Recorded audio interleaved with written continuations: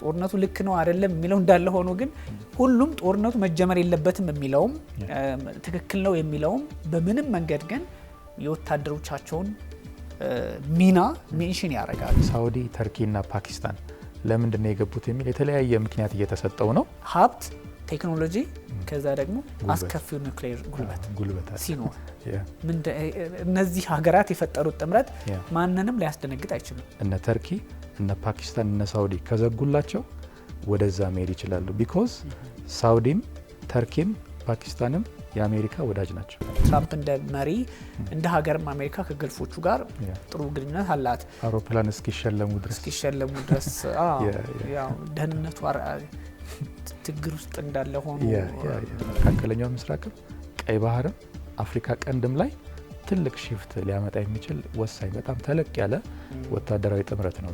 ሶስቱም ሀገራት አብረው ቢሰሩ ለአሜሪካ የሚመቹ ናቸው እንጂ ብዙ እንትን የሚሉ አይደሉምና ስጋቱ በዋነኝነት ለእስራኤልና ለኢራን ነው።